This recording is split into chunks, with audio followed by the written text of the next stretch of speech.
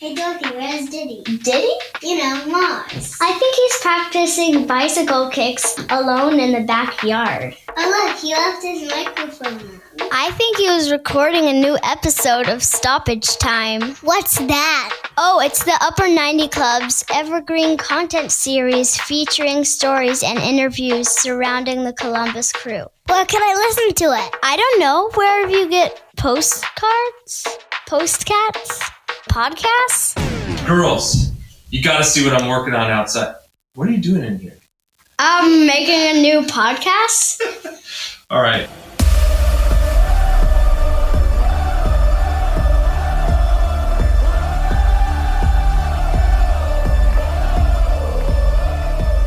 Hello and welcome to the club. I'm your host Mars, and this is episode 18 of the Upper 90 Club, a roundtable podcast where five friends discuss the Columbus crew. On this episode, we run through the state of the crew and recap and react to the USMNT friendlies from last week. And we may finally drift into the off-the-field happenings with the team's leadership. Dun, dun, dun. With me in the club, we have Ben, Mort, Trey, and Haas. Say hi, guys. Hi, guys. Hello. It's gonna get crazy. Hi. So tonight, we had plans that changed. We expected to talk esports, and we're going to come back to that at a later date. But in the meantime, I was looking forward to talking video games with you guys. Oh. So before we jump in, I kind of wanted to just get a feel for what your gaming backgrounds are. Personally, we had my older sister's Atari.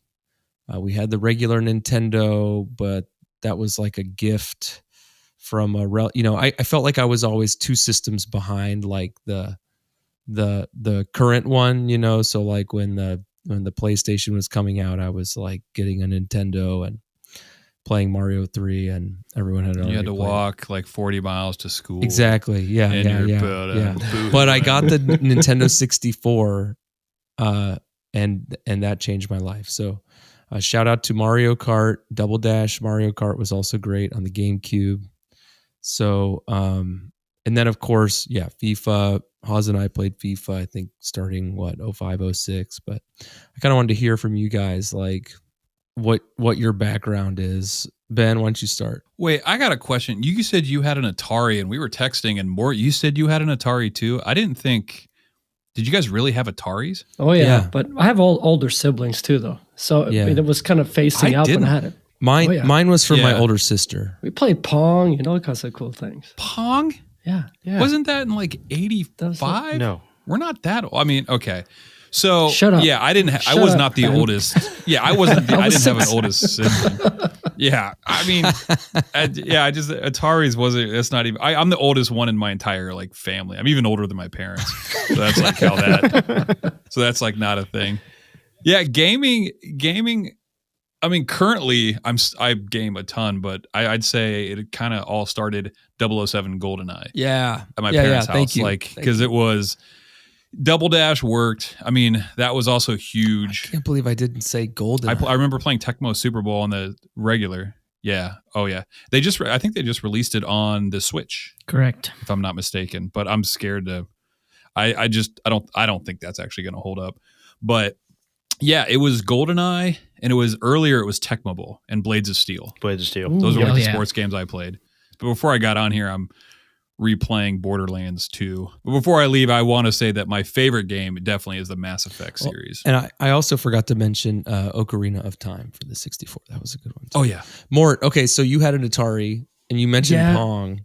I remember we had a game called Skiing where you would ski. Was it downhill and you had to avoid stuff? Yeah. Like, okay, yeah. And there was one called Combat. And then we also had those really bad, like E.T., the one where you just fall into a pit and the game is over. You can't beat, yeah. And then we had Superman, which I think was also just one frame. But what was the other one? Pitfall? Yep. Yeah.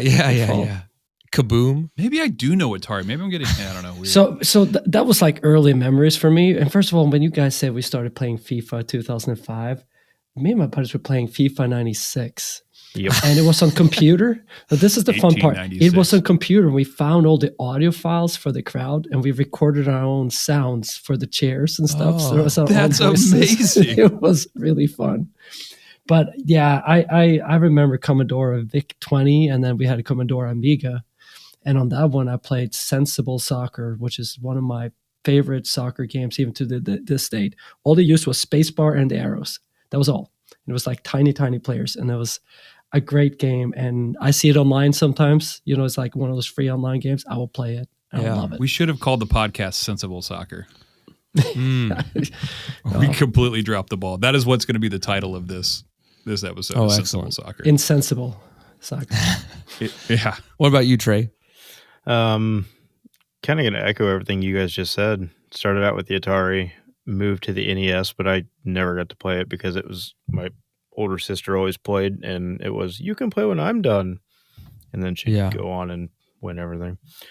But yeah, Blades of Steel, the original Zeldas, and then on to, we didn't have Super NES. We had the Sega Genesis.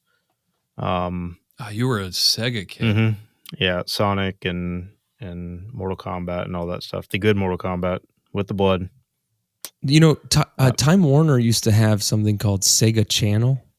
Yeah, and I remember that. You could you plug a cartridge in that was connected to like a coaxial cable or something, and you'd get like 60 games you could play for the month, and then they would like switch it up. Yeah, I still fall into the casual gamer though, because I mean I had a PS1, a PS3, a PS4.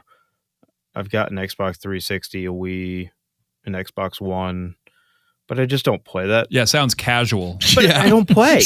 I literally don't play. Are these investments? Yes, like, I literally. Are they still in their box? And I sold my 360. Like Beanie Babies and speaking of which, I sold my 360. Had to buy it again because my wife wanted to play Rock Band. So we have the whole Rock Band guitar set up. I forgot about that. You know, because that's cool. She enjoys doing that, and but all-time favorite still Modern Warfare, Call of Duty. I got hooked on that for a while, but I like the idea of gaming, and I like it, and I want to play, and I never find the time. So I always find myself playing those easy, nice, like quick and easy games. So I like to play, you know, on Nintendo Switch with the kids, like Mario Kart. And stuff like that. I'm getting ready to bust our old consoles out with our kids. Hawes, what about you? Started with NES. I never did the Atari, but from there, basically played every system. I love the classics like Punch-Out, Contra. Oh, Contra was great. We had you had seven kids? Seven kids in the family. But yeah, Contra, Punch-Out, I can still go back and play those games. Punch-Out's still fun. I played that recently. Punch-Out is great. Contra is so hard. That game is so hard. Yeah, by yourself. Not very forgiving. Yeah. Great 2-player game. And then all I currently play is FIFA. It's like the only video game that I play. Well, when Hawes and I used to play music together, there was a time when we spent a little time out on the road, and we were challenged to a double dash competition at Carabar on the big screen. And so we trained. We were training on this 9-inch television in our van. Victory. And we were just drilling all the maps. We had it all down. Who was driving? Who was shooting shells and this kind of thing. And we got to Carabar, and like everything, it was like Cool Runnings. Like we had everything memorized. Another 90s throwback. Felt and very confident. So confident. And just got smoked. We publicly humiliated on a really big screen. On a huge screen. We promoted it and just got completely smoked. The only saving grace was the free popcorn that we got there at Carabar. R.I.P. Popcorn. Anyway, all of this is to say that soon we're going to be talking to the Godfather. Yeah, at least one esports player, someone who is playing FIFA for a living. So, these stories may pale in comparison to to what that's like, but looking forward to that discussion. So Yeah, I want to give a shout out before we go that there was like 4 or 5 years ago, both Haas and Trey and I played in like LANs. So we definitely like nerded out back. We were playing like CSGO and Counter-Strike. the first Halo, Mhm. Counter-Strike and stuff like Rocket that. So, League. I mean, yeah, that was like 5 years ago. We had like PCs. We were doing the WASD, the whole thing. So, I mean, we're well versed, but I don't know. I still can't get over Ataris. No, I absolutely love gaming. I just do not have the time. That's my issue. I mean, Yeah. love it. Love playing. But yeah, well, so that's, I mean, I guess that's kind of my point is like, I think that if you've got kids and, you know, you're playing sports and you're going to shows or whatever, the only time you really have to spare is if you were to quit your job and play for a living. So I'm interested to hear that perspective. Okay. So we're going to go into our corrections. I know that Ben prepared a few. Typically I'm not a huge proponent on this, but Oopsie doos. well, yeah, we had some good ones. First one was that I said that Triple H was Diesel when I was talking about the pointing finger hand that I got as a child. That was doused in diesel gasoline. It turns out that was actually Kevin Nash, Big Sexy, I think was his name. I hope that we don't have to recorrect next week. Yeah, no, That was at one point. Okay, all right. So both true and a nickname. For anyone who was bothered by that, apologies there. There's a lot. And and then Ben was. I mean, I honestly that whole middle segment on the last show where nobody knew anything. Like, I think that we should just apologize for that. Oh, you mean all the episodes forever and moving forward? Yeah. And I said it was episode 16, but it was actually 17. So Hughes has never been to Toronto. We checked past flight records and passports, and he's never set foot in Canada. So I dug through his garbage. There's nothing. So that correction needed to happen. Were there others? I think that's it. I mean, I'm sure we messed up, but nobody's perfect. So well, that's what I said last time. Okay, so before we jump in, I want to make sure we mention that you can email us at podcast@upper90club.com to help keep us honest and submit any comments or questions, which we got a good one between the last two shows that we're going to talk about here in a minute. And also you can follow us on Upper 90 Club Pod at Twitter and Instagram. So let's talk the crew. First topic for our crew roundup is that the crew announced 2 premium seating sections for this season. Who wants to describe that, and then we can kind of talk about what that means? There's all premium sections. Everything is well, premium. that's kind of the thing. I mean, they announced an additional seating section that's above Nordeck. That is the party deck. That will be considered the premium seating. Based on their pictures, it's going to have private bars and refrigerators and sofas and all that kind of stuff. It's going to be akin to the theater boxes that are above, I think, section 131. The lead sheets, the River Club. Top Golfish. Yeah. River Club, Huntington Field Club, Tipico Sports Club. It is exactly what it says. It's a more premium section. You're paying for the experience that they're going to provide in there. I think the frustration that I have heard from different parts of Crew Nation would just be it's another part of the atmosphere that they're taking away from Nordeck and turning it into something else without consulting said fans. Oh, we can talk to Tyler about that and see what really happened. You know, I saw a tweet from Chris Lamacchia, who, he had spoken with Kristen Bernert, who apologized about the lack of communication or the mishap in communication when this was released without having Nordeck communication. I can give you my take on it. Please. I was pissed 3 years ago when we opened the stadium because I specifically asked those decks that are in the pictures above Nordeck, are they going to be open to the public? And I was told yes. I buy Nordeck tickets. They're closed. They reserve them for private events. There's one elevator. There's 60 steps to go up, whatever it is. You can't access it. We were lied to from the beginning. Pissed me off. I'm over it. They can do with it whatever they want to. You sound way over it. I am so over it. It's a cool vantage point up there. I've watched a couple games up there. You can Guys, see. Just were we all there the movement. first? Yes. Were we there the first game? It's a great It's great. It's wonderful. But guess what? It's their stadium. They can do what they want with it. If they want to do fancy stuff, they can do fancy stuff. I won't be involved. I don't care. I'm over it, clearly. My concern was all the pulleys and ropes and everything else for the giant tifos all work through that section, and I'm assuming they're going to have some sort of solution in place for that, but that was my first thought. I'm so confused. So you have Nordeck, and then There's two is decks there like above a it. middle section? Yeah, And and the then the top, deck yeah. above that is where we stood like the first game or two. Right. And then we were like, sweet, this is awesome. No one knows about this. You actually step down. It's like a whole like standing room area. Man, it is cool. That is an awesome vantage point. Love it. I think our we took a photo of Haas with his Nordeck shirt. That's our Twitter thing from that vantage point. So that's a good. So if you go to our Twitter, I think that photo is there. Someone double check that. If not, it's an oopsie doo.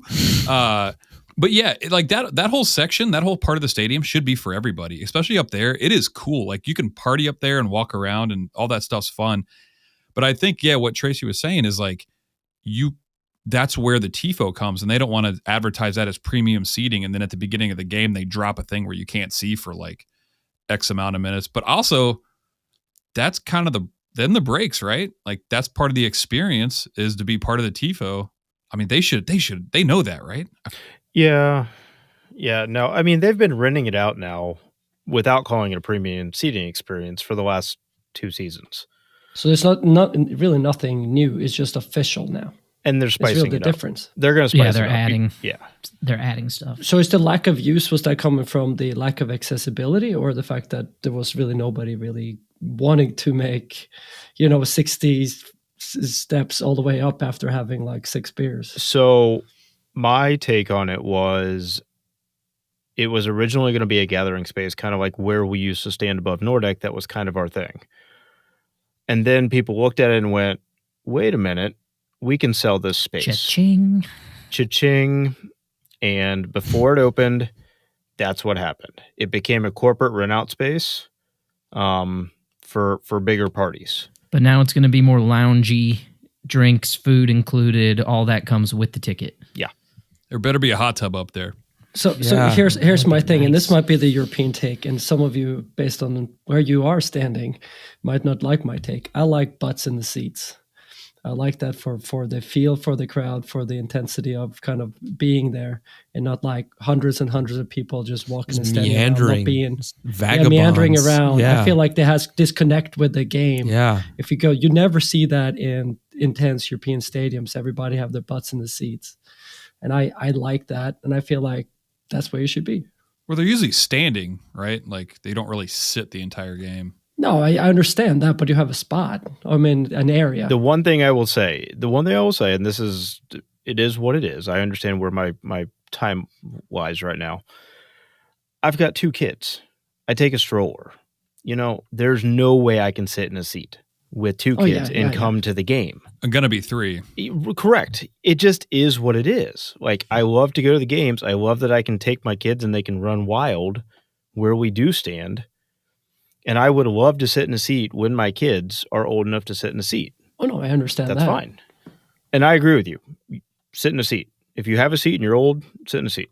Yeah, but that area up there, you can't put more than like seats straight across. It's more depth. Like there's a lot of depth behind. Yeah. But it's not like there's seats. It's going to be like They're not like changing. an open area. They're not changing anything that they were already doing. So it's going to be a corporate. They were doing the same thing on the stage at the Map Free. Yes, that's It was like exactly they- what it they have- is. Yeah. They're Yeah, for taking sure. a corporate gathering space. They're sprucing it up. It's going to look nice. It'll be good. no issue. My issue comes 3 years ago when the decision was made to not allow us to stand up there and turn it into a space that they were going to rent out. We just got to get some scratch together and rent it out. I mean, then we wouldn't have anything to complain about. We could just lord over everyone else. So What's the fun in that? yeah. Well, are we ready to? I want to jump into this question that we got. It's from someone who sounds pretty smooth. Too smooth. Rob Thomas. As much as Precourt is hated by crew fans, why do so many fans hold on to the circular logo and branding developed and introduced during his tenure? It seems that fans might have embraced the new branding simply to purge things from the Precourt era, which I understand. But I haven't heard that discussed. So and even and here's where we get called out by Rob Thomas. Even our logo is a nod to the Precourt logo. So this is our chance to defend ourselves. Yeah, and we probably know where he lives. Yeah. So better watch your tongue, Rob Thomas. Who wants the first crack at this one? October 8th, 2014. New logo and branding announced to be debuted in 2015. Okay. However, they had been surveying people working on the rebrand for 2 years before that. Before Precourt even owned the group, when Hunt Sports Group still owned it, they were working on the rebrand. So it was all in the works pre-Precourt. And you knew all this off the top of your head, right? So like when asked, you were like, yeah, 100% did not know that. I went and looked for dates, found some articles, dispatch articles and whatnot. But okay. I feel like I had also heard, and I didn't have enough time to find it, but I thought that the design was put together locally by people from Columbus. It was done in-house. That I know for sure. Okay. It was done in a house. No. It was done in-house at the stadium. My wife knew the person working on the design. So yes, it was done. So that was before Precourt. They had the circle logo kind of hashed out with, like the checkers and stuff. Is that right? It was at least in the works. Yeah. Okay. This seems like a good legal response. I mean, like, I don't know that we're really answering the question though. No, we're not. We're avoiding it because I don't associate it to Precourt. Okay. And I never have. Yeah. I'm with you there. I mean, I don't really think about it like that, but yeah, but when I read it, I was like, that's exactly like, yeah, I don't associate it with Precourt, but it definitely came because he's the new owner. It's 100% is yeah, Precourt. it was like new owner, new brand, and we're like, yes. I think they sold him on it. We got this rebrand in the works. Yeah, you can get the club, and it's hear, already coming. I hear what you're saying. Know. I just don't. He think had that, no say. I don't think that justifying it like with timelines and circumstances really answers the question. Yeah, I'm glad you did your research because I'm like, yeah, take that, Rob Tom. But the reality is, like, I did really like that logo. We definitely mirrored our, logo after that, and for some reason, I don't think any of us associates that circle logo with Anthony Precourt, the worst person ever. No, and I think you said it, Hoss. They took the time to develop that. I have a feeling I got a survey at some point in time where there was some input on things. So it was kind of an involvement, and it was announced, and we knew it was in the making. Everybody was discussing what is it going to be and so on. So it was kind of a build up to it. We were excited. I mean, I'm sure not everybody was super happy right away with that one either. So that's a whole other discussion. But I think it was totally different embrace. And this came as a surprise. We didn't think the logo was an issue, but it became an issue. I think when it came out, when the circle logo came out, it kind of had a grown up vibe where it's kind of like, all right, this looks like other teams that are respectable that I watch like overseas or like, it's like, oh yeah, this is Crew's got the grown up pants on now, and I think conversely, we talked about the other logo. We don't have to jump into it. I think we actually said we weren't going to get back into it. But yeah, I guess I just didn't have a problem with the circular one when they came out with the other one that I didn't prefer at the time. You know, We left the day of '96 behind with soccer balls with flames on it, and Right. these goofy to be different for the sake of being different than everything else. Yeah. And we kind of embraced the soccer culture, and I think we kind of matured as a yes, fan base. I And think it matched that. The heart of kind of what Mr. Thomas is getting at possibly is there was a lot of emotion going on at the time that the new logo came out. And more than anything else, that emotion played into the hatred for that logo. It was, we saved the crew, we saved our team, we fought.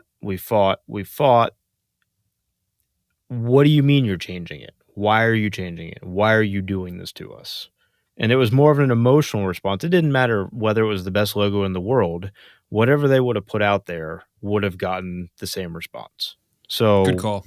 I think people Mhm. like the circle logo because of the emotional connection to Save the Crew and that more than anything else. It also puts Columbus on the logo. In the font. the font word, is, the word Yes, Columbus. that's what I'm saying. Yeah, I was confused. I'm like, I don't know what you mean by that.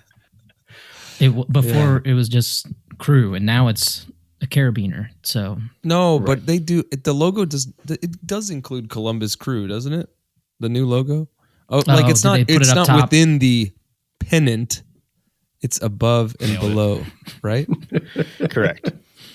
Yeah. Well said. Yeah, I think it's like Anthony Precourt left and we won. It felt like we won the right to that logo. Like that's ours. That's ours. Like you get out Yeah. of here, but that's us. Like that's our team. So I never associated him with the logo. I associated the logo with the team. And because he left and that stayed, I was like, cool, that's my club.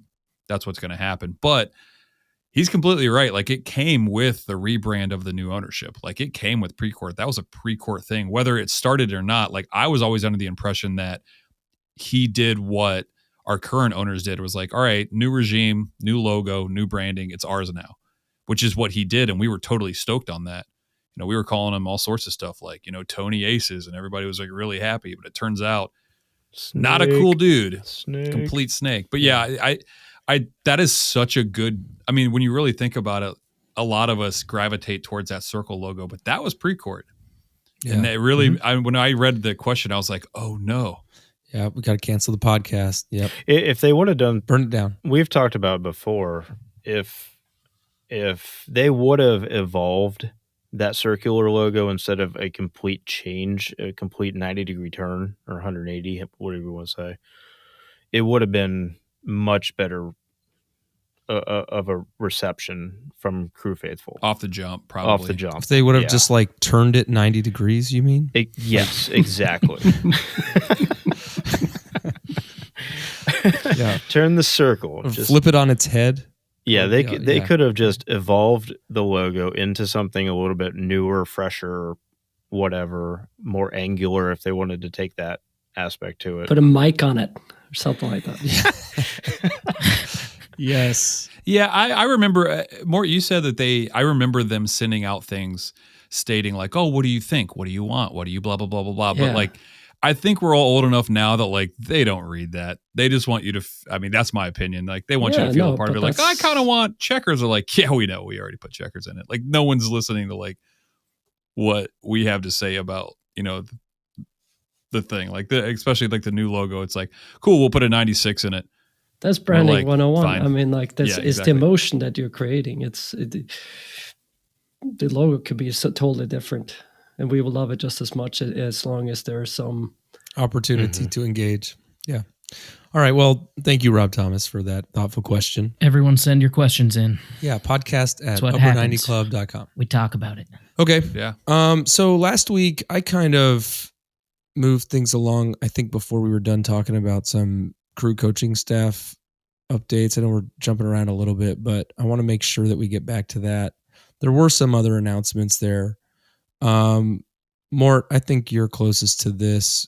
Can you talk us through those updates and we can discuss? Yeah, I wanted to circle back on that because I think it's kind of important what he did or what the crew did here. We did mention the that we brought in the assistant coach from Montreal, Kwame Ampadu, which obviously had a really good background, very experienced coach and so on. But we also brought in a couple of other uh, coaches that have very good experience. One big one is Johan Dame, I think it is. He's a 32-year-old from France that started coaching already at the age of 16. Yeah. He comes from Galaxy and was Galaxy 2's head coach prior to being the assistant coach last year. But more interestingly enough about him was that he coached Montreal's like in 2015 as the U18 coach. And you know who we took that after? He took over from Nancy in that role when he was moved up as an assistant in Montreal. So it's clearly that he's bringing in a coaching staff that has similar philosophy and obviously similar language because they're all French speaking. Right. Sounds like nepotism. Yeah. And just before I move on that in that area about culture and so on, we also moved up Phil Borger from Crew 2, which had a phenomenal season. You know, obviously we had the most clean sheets last year in the next pro league. Goalkeeper and coach. then also we brought in the goalkeeper coach. Yeah. Also, Schultz was the goalkeeper of the year. Yeah. And we also grabbed the fitness coach from Montreal, Jules Guguen. I'm just guessing because I'm not speak French very well.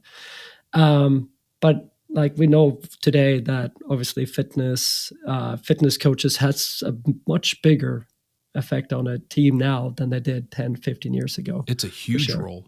The other thing is now we have crew regular season, we have the US Open Cup, we have Leagues Cup. Like they're going to be playing a lot more games a la like Europe where they have like multiple games, like Wednesday games, Saturday games. And like what we see over there is like a lot of injuries. So yeah, I mean, I would not want to be the fitness coach. Is that because of like increased and enhanced data collection and analysis? Yeah, sophistication is totally different. Yeah. I think the level of, when we go back to the stories from the 80s and 90s and EPL and how those guys were like drinking for days, the drinking the night before the games. We were talking about Wimbledon, right? Yeah. Kind of like the crazy gang, and that wouldn't hold up anymore. I mean, because the pace, the expectations, the professionalism is very different what it used to be. So I think that is pretty big. But more importantly for the crew is the fact that he really took that, these people that have an understanding of what he wants to achieve. He has a culture. He has a belief in how he wants things to look and how he wants things to play, and he brought it all with him. And it's very also clear by the choices he had made that player development is huge for him. Yeah, and I think when he took over with Thierry after Thierry Henry got fired, was that they had like some old guys and a bunch of youngsters, and he managed to really make them excel very quickly. Got the best out of them. And I think that combination with him and this Crew 2 squad that is so strong could be it could be a match made in heaven. Yeah, I was reading all this stuff today because I keep seeing on Twitter people saying like, well, when's our next sighting? What's going on? We don't even have a team, yada, yada, yada. And from what I'm reading is that Wilfred is basically, his MO is taking the talent he has and the young talent and getting the best out of them and making it work. So he's able to look at the entire team and then fit these players in. So he's not really looking for big name signings. I think he's going to use a lot of these Crew 2 players. And, I mean, that has to be what's going on because we just got, Keegan Hughes, who's super young, who just came from Stanford. We just got, we're signing a lot of these Crew 2 guys. It just makes sense that we're not going to go after anybody big. And he did come out and say that he was most impressed, I think, with Quentin. He's one of the really young Crew 2 center backs. And he's like, he was the one that's been impressing me the most. So it's awesome that he's not pulling I'm a new coach, I want my guys. But when he says I want my guys and he brings them in, he's talking about the coaches, not the players. So he's taking what he has on his players and saying, hey, I'm going to get the guys to help guide you through this stuff. I don't know. Gives me warm, fuzzy feelings. It just seems like he's great. Help me understand this. Is all the pulling from the Crew 2, is this a phenomenon of that league existing for a year and this is now a new pool of talent that was previously not tapped into? Letter A. Letter B, is it the style of the coach? We've always had pools of players that we could pull from, and Nancy is just utilizing that, and we're hyper aware of it because we're talking about this every week. Or C, have we always done this and I just didn't know any better? I think the accessibility of talent and the ease of moving them, transition them up. That's so it's an MLS Next Pro phenomenon. Yeah, Next Pro have allowed us that a little bit more, I believe. Oz, what do you think? I mean, I think it somewhat existed to some extent, but yeah, I agree. It's the accessibility to it. We've seen homegrown players come in, but like I feel like we're talking about internally developed players a lot more than I remember talking about in the past. The coaching systems working together, MLS Next Pro coaching with the first team's coaching, I think even rounds it out even more. Mm-hmm. But I also think it's both, because we're talking about some Crew 2 guys, but then the last guy was that we're literally just talking about Keegan Hughes. He was a homegrown player who was an Right. academy player. Right. So like we have an academy player and then we have a Crew 2 guy. So he's taking a look at both, and I think that's, I think it's not just Crew 2. Like, Well, I think the other important part not to forget about is that Crew 2 won the championship last year and were a very successful team. So it's easy to look to them for talent versus if this team was bottom of the barrel, we'd be going, why in the world are you pulling players off that team? Mm-hmm.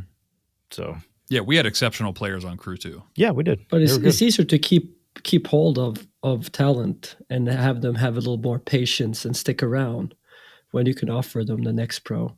And you can bring in a couple of guys that, hey, this is maybe my level and I have experience and I'm a solid guy. And we have a couple of those, I believe, on Crew 2 as well that has a little more age that can, put their arm around the younger kid's shoulder and really show the way that we wouldn't have had in the old model, because it would be kind of the academy and then the main team. So I think that's a huge benefit.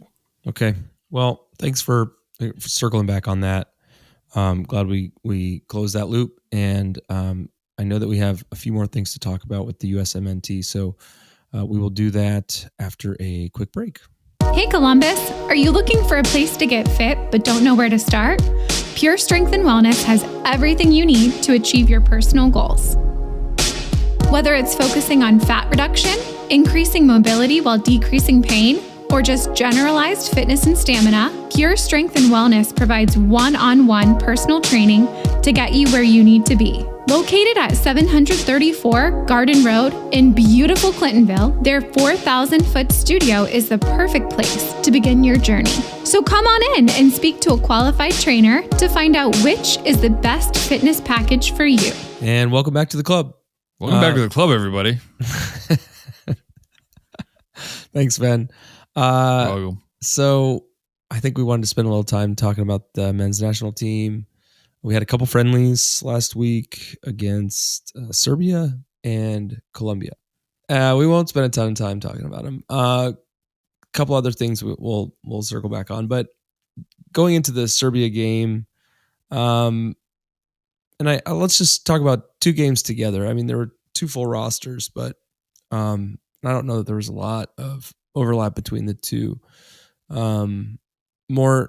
Why don't you pick a couple people that you thought played well, and then we'll kind of go around and get everyone's take.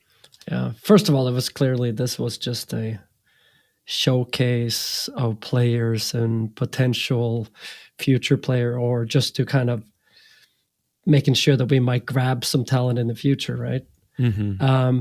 But to me, a couple that stood out for me, it was two of the players we talked about last week, and one was Vasquez. I think in that first game against Serbia. He came in also against Colombia, but he seems to be a more complete player than most of the guys that were out there. He have good movement. He doesn't do a lot, but he's a number 9, and he seems to have like a purpose with everything he's doing. So I like him, and he really needs to go overseas and leave Cincinnati for all the good reasons that there is from doing that. Yeah. He's an absolute unit too. That guy is built. Like he's brick. built. I think there's a huge upside with him, and I'm very curious to see where he goes from here. I want to mention one more, and that was the other one. That was Zendejas. Yeah. Zendejas.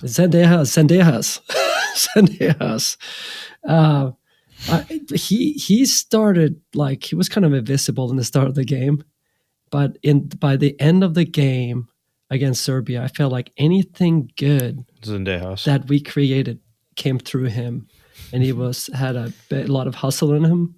He had a lot of good passing and a lot of effort and energy. So I thought that was another good takeaway, and also a guy we want to take away from Mexico, obviously. Yeah, agree. I think before we go on, we got to talk about Aiden Morris. Yeah, we gotta talk about Aiden. Great Morris. to see him starting. Serbia game. Let's just go around real quick and just kind of get everybody's take on Aiden Morris, and you can end with me because I got all the. All right, I'll start. Say. Great hair. Yeah, great Incredible. hair. All right, podcast over. See you guys. Good night. That shot. He had that shot. Oh, yeah. I wanted it to go in, so the keeper made a great save. And I don't know, I saw him getting the ball, turning, distributing pretty quickly. I think he had a few turnovers that I saw people complaining about. I didn't get to watch the full first game or any of the second game, but I just like seeing him get time with the U.S. Yeah. I think you hit something right there. I think he had a willingness to take the ball, turn with it, and create something with it, which was great. The other thing I think, he just seemed to find himself involved in the play.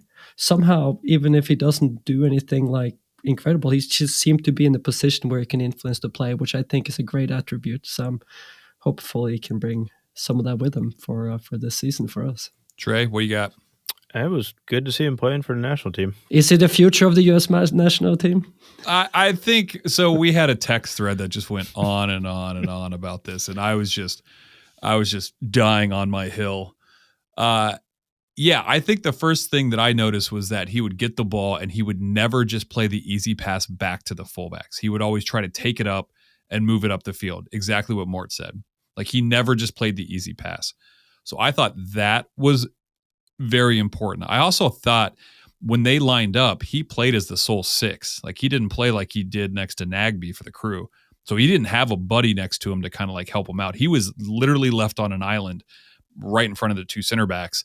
And then if you notice, like Jogo and Gressel were like way up the field. I mean, Gressel got the assist. He was like all the way up there. Yeah. And the problem is I kept seeing Aiden Morris way up the field. Everyone was saying, well, he's slow and blah, blah, blah. I'm like, no, he's playing as a number 6 by himself, and he's constantly just moving up the field. So long story short, before I get too long-winded, I think he would be better off playing like a number 8 in a system where he's not just supposed to be just there for defense. I think he's more of like he's not a number 10. He's not that creative, but if you're asking him to sit right in front and distribute kind of like Michael Bradley or sit and be a Tyler Adams, you're not going to get that. That's not his style.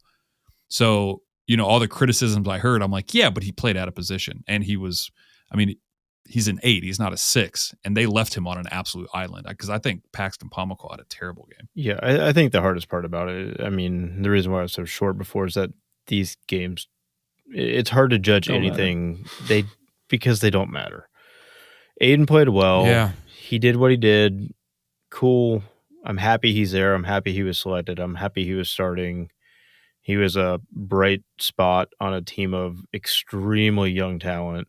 A hodgepodge of characters. Trey was so excited about these games, guys. He could not care less about these games. He's like, these don't matter. There was definitely like a scrimmage kind of aspect and vibe to it. Yeah. Oh, it was just a tryout scrimmage. Yeah, but exactly what it was. So but through that lens, like are there? The question was, name one or two folks who jump out at you even if the stakes of the game are low, we could still get excited about somebody on the field. So who else from this game? I kind of want to talk about John Tolkien for just a quick second. That's the next game. It's fine. I said let's talk about both. I don't want to go. No, that's okay, because I actually agree with Ben. I think up that left side, Tolkien and Aronson, and even Hoppy a little bit in the second game actually looked really good. Aronson is a little bit less scatterbrained than his brother when he's playing, which is nice to watch. He's a little bit more controlled. But he's a scatterbrained. He is. Yeah, he's got that. But it's not a bad thing. He's young. But yeah, I mean, I the second game looked better, but it was more of a BC squad because you had multiple World Cup players in that squad. You had Zimmerman, you had Long, you had Acosta, you had Ferreira, you had Areola. I know he didn't go, but he was highly in it. Yeah. So it was a more solid squad, but they played up and down the field with Colombia in that game the entire time, which was good to see. Athletically, that was nice to see. It was a fun game to watch. Like I said, I think Tolkien and Aronson were actually entertaining to watch. Zendejas didn't play in this game, but no, he was back. He got sent back. He was back. Yeah, but he flew back and then he played the next day. He started the next day for sure. I mean, you mean for a game that actually mattered? Yes, he did that. I thought Cucho played really well. Considering, I thought the players around Cucho did not do well. Well, he did play on the left wing though. He played like he didn't play his position. No, he played well when he had the ball, but he was not used the way I think. I think he had a couple through balls that I thought were pretty awesome. Because I mean, Cucho for us does drop back every once in a while and collects the ball and tries to move around, but. I don't know. It was good to see. I mean, the main thing across this entire thing I thought was fitness. I mean, most of these guys are like MLS players. They're not even in season. They had just checked back like 2 weeks ago from just Christmas turkeys and stuff like that. Like they weren't ready to play 90 minutes like at all. We can move on. I just want to talk about two more guys really fast. I thought Neil in the back, who is an LA Galaxy guy who's got, I think I read like 20 total minutes in the MLS. Like he doesn't play for Galaxy. He's like a backup and barely plays. He's 19. I thought he looked awesome.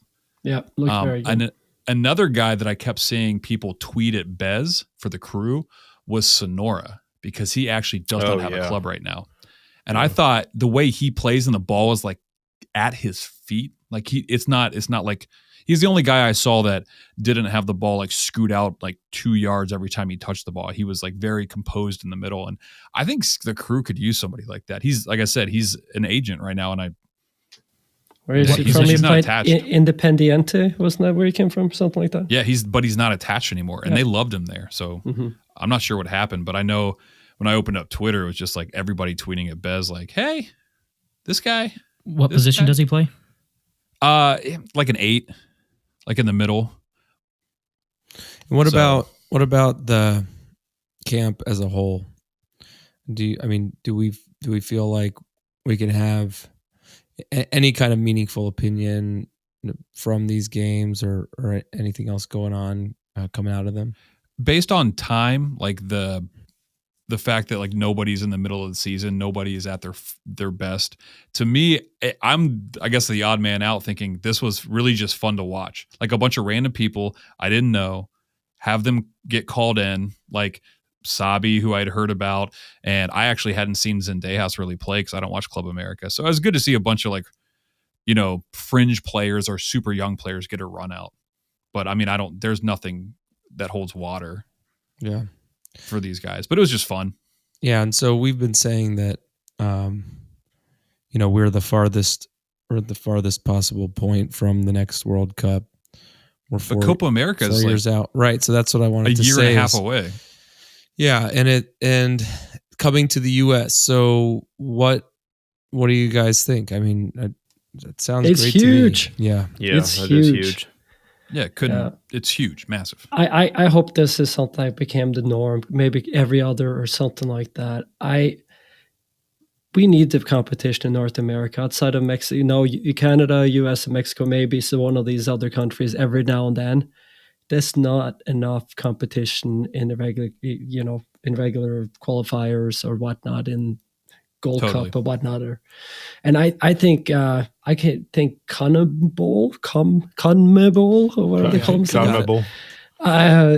Must see this as a financial opportunity now that the growth and interest in especially the United States and Canada has become so much bigger, and also Mexico with a huge population. It must be an upside for them as well.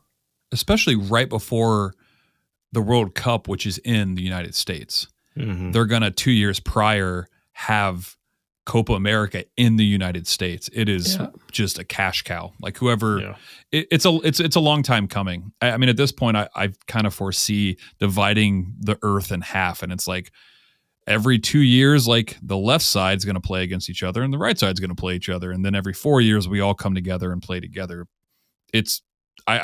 I'm stoked. I'm ready for it. Yeah, I think the biggest question is, at least on the U.S. perspective, will be who's going to be leading us into that tournament. Ooh. Because I don't think it's going to be Hudson. I hope it's not Hudson. Yeah, we can talk about the coach. I don't know that we're going to I don't know that we're going to know what's going on with the coach situation. There was actually an update today from President Cindy Parlow. I didn't know. Yeah. And that they said that Berhalter remains a candidate, but they won't make a decision until they have a new sporting director. Well, so this is what I was going to say, is that we have new vacancies that kind of supersede the coaching hire, or who's going to be in that role. There was Ernie Stewart exiting in the last week, or it could have been 2 weeks ago. McBride leaving. Let's talk about that. We've kind of avoided this because it's especially the Berhalter situation with the rain has been a complete dumpster fire. So what do you guys think about what's going on at the top? Is it good? Is it, should we be happy about having new faces leading the organization or not? Well, let's start out.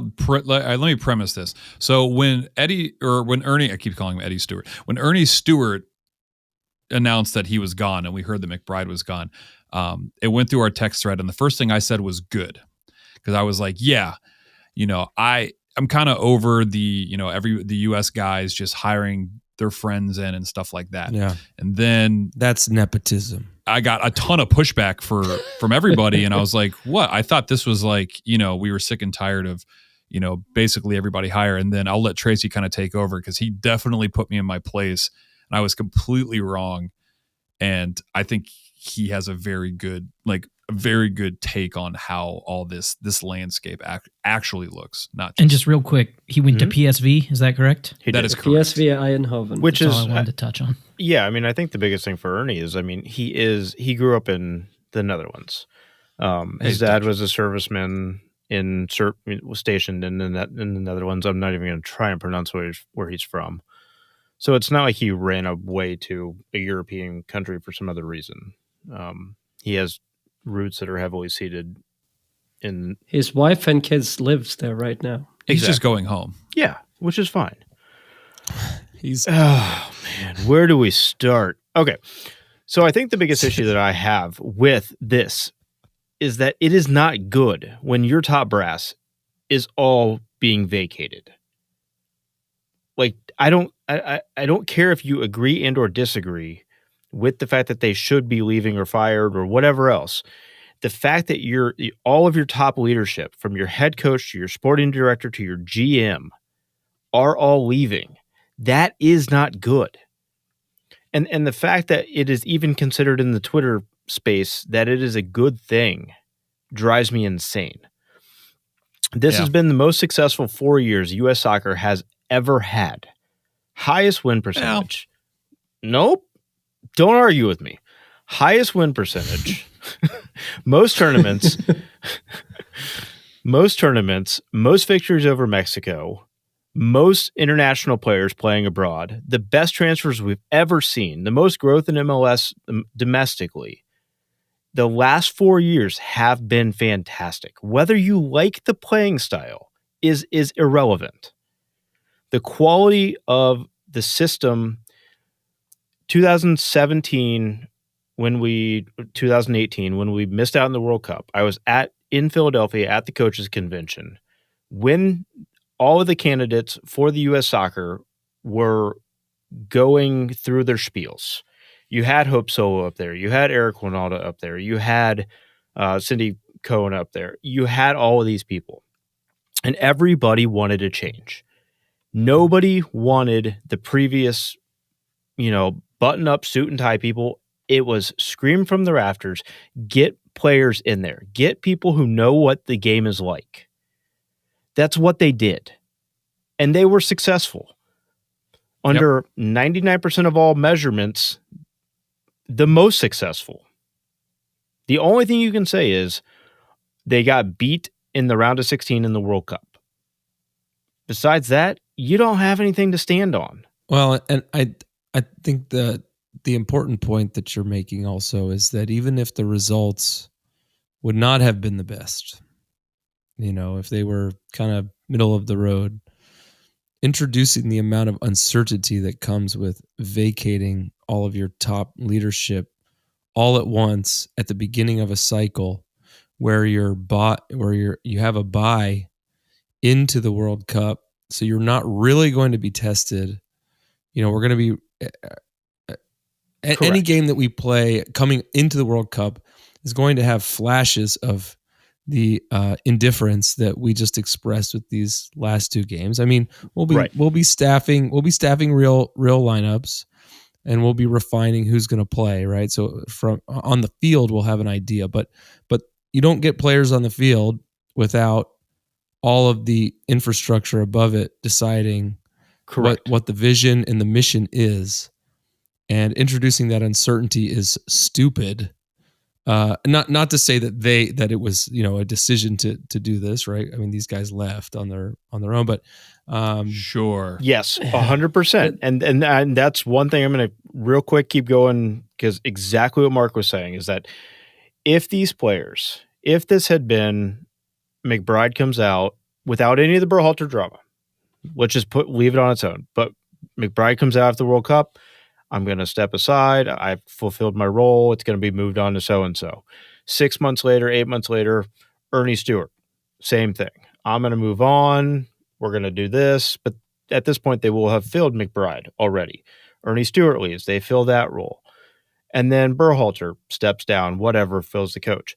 That is a natural transition of power that is a good optics. This is bad optics for the U.S. national team. For U.S. soccer, this doesn't look good. Yeah, McBride actually stated before the World Cup that he was leaving. No, that was a known thing. Yeah, it was known internally, I think, and I don't understand. Not Stewart though. Yeah, I don't understand the timing. It's very awkward, to put it that way. Especially if he decided in October. Why didn't he say right after the World Cup that he was out if he didn't want to stir the pot? But McBride, I don't really care. I don't think anybody really knows what he was doing anyways in that point. But Ernest Stewart is more critical. And I think some of the debate that we have going back and forth was, what is more important, the sporting director or the coach? And I think Trey and I on our side was kind of arguing the fact that a sporting director, like to Mark's point, is the one that dictates the culture, the blueprint, the organization. What are we going to be, bring up the youngsters and play, or are we going to go leaning on the back, or are we going to be more pragmatic, or whatever else? He's also in charge of hiring the coach. Yeah, and exactly, and in charge of hiring the coach. That means if a coach is not working out, they hire another coach, but they don't tear everything apart. They might just pick another coach that can make that blueprint work better. So I think right now that we don't have a coach it's an embarrassment, Trey.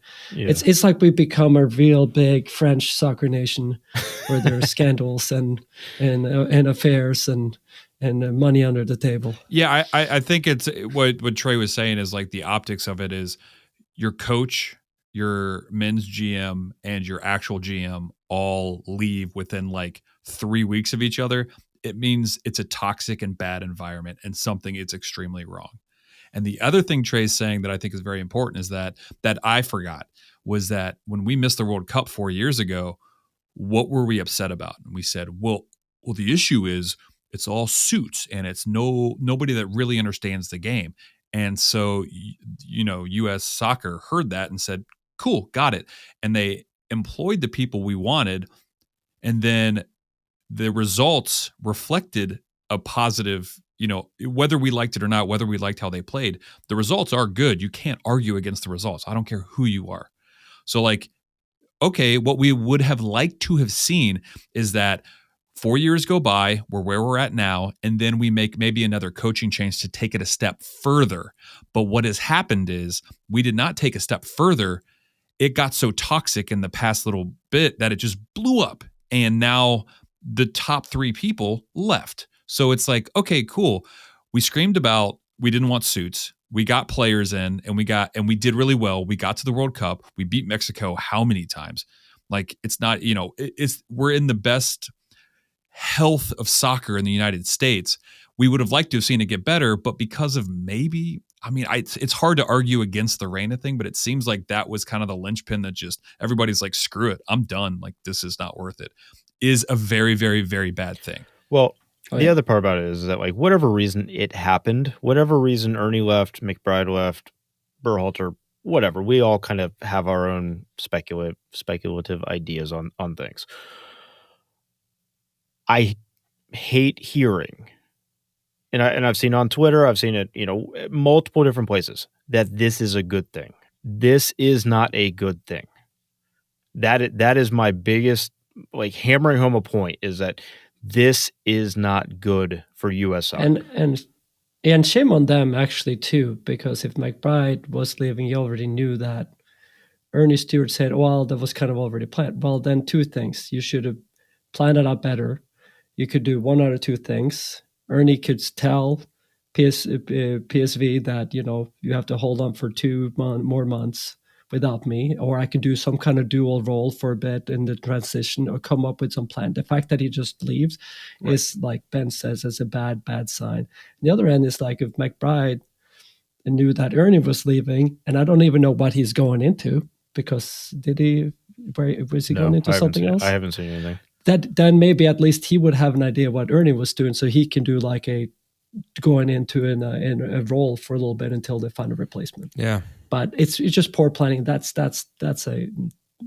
obviously which has been a U.S. soccer thing, is like constantly seeing like, oh, they could have done this so much better to make this work. That's like their MO is just. I'm glad that you said that, because I think what they need to do is send out a survey, and they can ask us what we think, and then they can do whatever they want. And we'll all feel like we had a part in it. Yeah, we'll email them back at noreply@ussoccer.com. The emails will only go back to New Jersey. Go ahead, Hoss. Right. I had this thought, maybe, just maybe, Trey, maybe it's a good thing. Yeah, but that's like, if you're into just like off chance gambling, like if you wanted, like it could be a good thing. Like betting on 00 could be a good thing. Yeah, exactly. Oh, perfect. Nailed it. Yeah, it could be. You could put your mortgage on red and just roll it. But I don't even think it's 50-50. Because Tracy and I talked about this. I'm like, hey, man, it could be a good thing. Like, we talked about Bielsa coming in, and maybe we get like somebody else. But if you look at the track record prior to like 2017, 2018, and then you look at how we've dealt with stuff the past 2 years, I cannot think that they are going to do anything correctly. Like they're going to do the most insane thing they can possibly do. We've all heard kind of the rumors and the rumblings of New York, New Jersey coaching trees and nepotism and all that kind of stuff. That's the Pentaveret. Yep. Yeah, but also look at this. You've got a guy that grew up in the Netherlands, and Ernie Stewart. You got McBride, who grew up in the Chicago area. And then you Berhalter, sure. But they got squeezed out. I mean, I get it. I want to see somebody else in there, but I want to go back to kind of like the pattern that they just did. But, like, let's not go back to pre-2018. Let's move this forward in a positive step. Let's not look at the last 4 years as a failure, and let's, progress. Let's progress. Like, we had a successful company that's doing well. Don't blow it up if it's not too late. Well, I think it is too late. Yeah. I think it is too. Also, I will add that because of 0 and 00, betting on red is in fact not a 50-50 chance. All right. So now that we've established that, and we won't have to apologize for it later because I know that you would have come back to talk about it. The only thing I have left to say is go Crew. Go Crew. Go Crew. Thanks everyone for joining the club. We hope you'll listen next week and every week, even in the off season, to celebrate or commiserate. We'll save you a seat. If you like this podcast, please give us 5 stars and subscribe. You can email us at upper90clubpod@gmail.com. That's upper90clubpod@gmail.com. Follow us on Twitter and Instagram at upper90clubpod. Go Crew! And everybody say Zendejas. Everybody say it. Zendejas. Morton. Sendegas. Sendegas. Zendajas. Las Vegas? Las Vegas.